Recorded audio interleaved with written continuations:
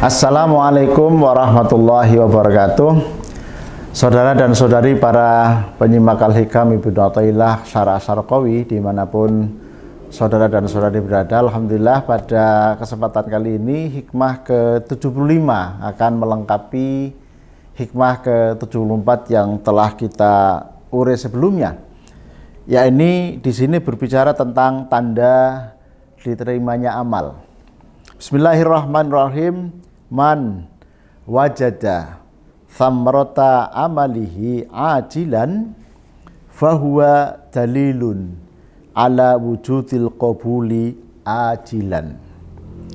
Man, siapapun orang utawi sapa wong wajada kang nemu atau menemukan ya minal muridina, yakni orang-orang yang menghendaki baik atau yang menghendaki wusul kepada Allah, menemukan apa? Thamrata amalihi, menemukan buahnya amal perbuatan ya. Buah dari perbuatan itu apa? Ya, buah dari perbuatan amal yang baik begitu ya. Ai minal halawati fihi ya. Jadi manisnya amal perbuatan, wan naimi sekaligus juga kenikmatan ya. Jadi orang yang mampu merasakan bahwa mengerjakan sesuatu yang baik ini kemudian mendatangkan rasa nyaman ya, membuat happy, membuat makin seneng gitu ya untuk melakukan perbuatan baik ya. Yang buah dari perbuatan baik tadi itu berupa kenyamanan, kebahagiaan maupun juga rasa marem ya, apapun lah rasa-rasa yang kita miliki secara positif tadi, ajilan hale cepat-cepat, alias sekarang kita bisa merasakan begitu aifid dunya di dalam dunia ya. Bahwa adapun orang yang kemampuan menemukan buah dari amal perbuatan yang baik tadi itu ikut dalilun, indikator atau tondo atau tanda ala wujudil qabuli ingatase den terimanya amal ajilan hale nanti ya, artinya nanti di hari akhir atau di akhirat. Apa yang dimaksud dengan frasa ini, saudaraku yang saya hormati? Indikator diterimanya amal ya, ini kata Ibnu Athaillah, indikatornya adalah rasa kita ketika kita melakukan ibadah, sedekah misalnya, kita senang sekali ketika kita bisa atau berhasil memberikan sedekah misalnya, atau ketika membantu orang yang membutuhkan, kita merasa happy banget bisa membantu seseorang yang membutuhkan. Kita merasa bahkan kangen begitu ya, karena terbiasa bangun malam, kemudian munajat, sholat tahajud, qiyamul lail ya, dan rasanya ringan sekali kita melaksanakan itu. Tidak ada kemudian merasa terbebani, tidak ada rasa untuk orang Jawa bilang aras-arasen begitu ya. Nah, ketika kita mendapatkan rasa itu ketika melaksanakan ibadah atau melaksanakan perbuatan baik, itu menjadi tanda diterimanya amal perbuatan kita. Ini saya kira informasi yang sangat penting ya, saudaraku yang saya hormati, agar kita membiasakan diri lah kata lebih gitu ya, untuk senantiasa bagaimana kita melaksanakan perbuatan baik itu dengan perasaan happy, jauh dari keterpaksaan ya, tapi justru panggilan jiwa gitu ya.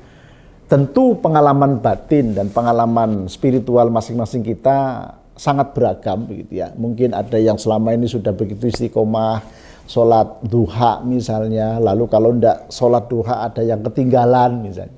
Atau yang sudah terbiasa dengan puasa sunnah Senin Kamis misalnya, lalu kalau tidak puasa Senin Kamis ada yang ketinggalan misalnya. Atau tadi ada yang juga terbiasa atau sudah istiqomah melakukan qiyamul lail, dan kalau seandainya tidak sholat malam itu rasanya ada yang kurang dalam kehidupannya. Kayak ginilah, rasa seperti itu yang dimaksud sebagai indikator atau sebagai tanda diterimanya amal. Qala Abu Turab, seorang ulama bernama Abu Turab berpendapat atau berkata, idza sadaqal abdu fil amali wajada halawatahu qabla ayya'malahu. Idza sadaqa, ketika benar sapa abdu seorang hamba fil amali ing dalam berbuat baik ya, wajata mongko menemukan sapa abdun halawatahu ing nikmatnya atau ing manise ya, manisnya dalam perbuatan qabla ayya'malahu, bahkan sebelum ia melakukan.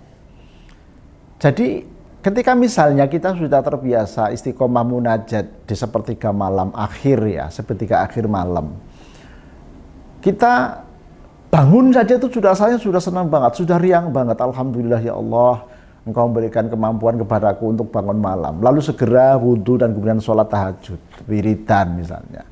Atau mungkin ya kalau ibadah itu kita alihkan atau kita berikan contoh yang rada ekstrim gitu ya, karena memang membutuhkan biaya besar, kemudian stamina fisik yang juga luar biasa. Kita haji misalnya, sebelum kita hari H berangkat begitu ya, itu kan kegembiraan kita itu luar biasa karena bersyukur gembira kita mendapatkan kesempatan untuk berangkat ibadah haji, lalu kita bikin tasyakuran untuk undang para tetangga segala macam ya. Mungkin ada juga ya membuat acara walimatus safar gitu ya. Perasaan senang, happy-nya itu gitu ya, yang menjadi indikator akan diterimanya amal perbuatan yang kita lakukan. Jadi ini kata Abu Turab.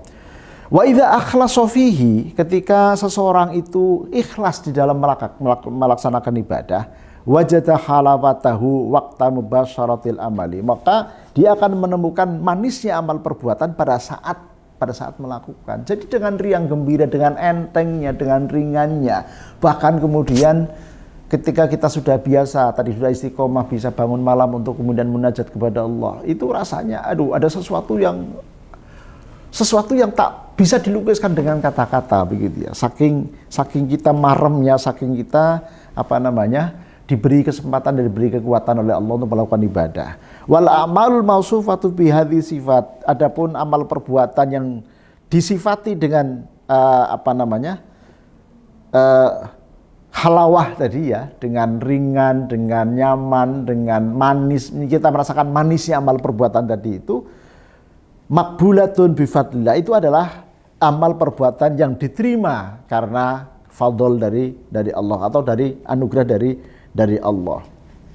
Nah, akan tetapi saudaraku yang saya hormati ya, ketika kita sudah menemukan manisnya amal perbuatan yang baik, manisnya ibadah, baik ibadah mahdhah maupun ibadah ghairi mahdhah ya, ibadah ritual maupun ibadah sosial misalnya, ketika kita berhasil menjalankan dengan penuh keikhlasan, dengan penuh kebahagiaan, dengan penuh rasa sukacita tadi itu, tetap diingatkan oleh Ibnu Athaillah dalam syarahnya ini ya, oleh Asy-Syarqawi ya.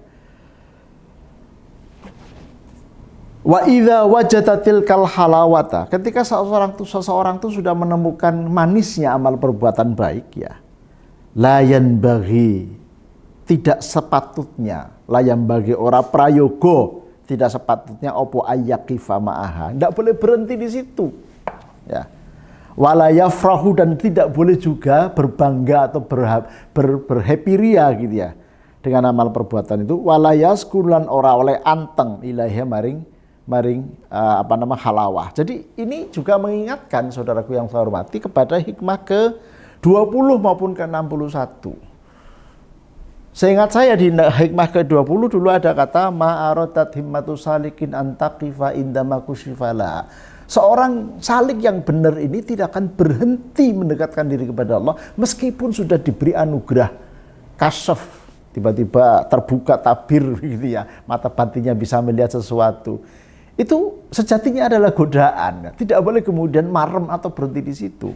Ini yang message dari la yambaghi ayyaqifa ma'aha. Jangan kemudian ketika kita sudah merasa nyaman, merasa happy, merasa manis ketika melakukan perbuatan baik, kita lalu berhenti di situ. Sebaliknya yang kedua ya, wala yafruhu biha, sekaligus gak boleh berbangga, tidak boleh bergembira. Ingat di hikmah ke-61 Al-Hikam sudah mengingatkan kepada kita, la tufarrihu qatta'atu li'annaha barozat tinggal. Janganlah kamu berbangga, janganlah kamu happy ya ketika ketaatan itu kamu lakukan dan kemudian diklaim bahwa taat itu darimu ya. Seolah-olah kamu yang melakukan ketaatan. Sebaliknya, berbahagialah karena ketaatan itu lahir atas anugerah Allah, membuatmu mampu untuk berbuat taat kepada Allah. Jadi message-nya di sini sekali lagi, meskipun kita sudah tadi menemukan halawah atau manisnya ibadah ya, sekaligus juga merasakan kenyamanan ketika kita melakukan ibadah, Tapi saran daripada Ibnu Athaillah melalui syarah Asy-Syarqawi ini, la yambaghi ayyaqifa ma'aha. Tidak boleh berhenti hanya di situ, sekaligus juga tidak boleh berbangga, karena itu nanti bisa terjebak di dalam berbangga diri seolah-olah kita yang melakukannya, padahal itu adalah anugerah Allah kepada kita, yang kemudian atas anugerah Allah itulah kita mampu melakukan perbuatan taat atau perbuatan baik. Sehingga secara intertekstualitas, lagi-lagi saya menyebutkan metode ini, hikmah ke-75 sangat terkait dengan hikmah ke-20, ma'aratat himmatu salikin antaqifa indama kusyifahala, tadi bahwasanya terbukanya tabir gaib itu adalah cobaan, nggak boleh berhenti di situ. Kemudian juga tidak boleh berbangga karena la tufarrihu ta'atu li'annaha barozat minkah. Jangan kemudian kita berbangga karena mampu berbuat baik, karena sejatinya Allah lah yang membuat kita mampu untuk berbuat kebajikan. Mudah-mudahan ini menjadi bahan introspeksi, ya, di mana dikaitkan dengan hikmah ke-74 kemarin, kita betul-betul harus mampu membawa diri secara proporsional tadi untuk senantiasa mengidentifikasi sekaligus memberikan mengidentifikasi jangan-jangan apakah amal perbuatan kita diterima atau tidak oleh Allah. Maka indikator diterimanya amal tadi adalah kita mampu memiliki atau merasakan happiness ketika melaksanakan, jadi kita enteng, nyaman, ya, bahkan mungkin syahdu, ya. Meskipun itu tidak boleh berhenti hanya di situ. Itu hanya sekedar sebagai satu cara kita untuk katakanlah kita mengidentifikasi akankah perbuatan baik kita diterima oleh Allah atau tidak. Ya, nanti insya Allah juga akan dilanjutkan lagi dengan hikmah berikutnya yang lebih detail. Kurang lebihnya mohon maaf, mudah-mudahan ada manfaatnya. Assalamualaikum warahmatullahi wabarakatuh.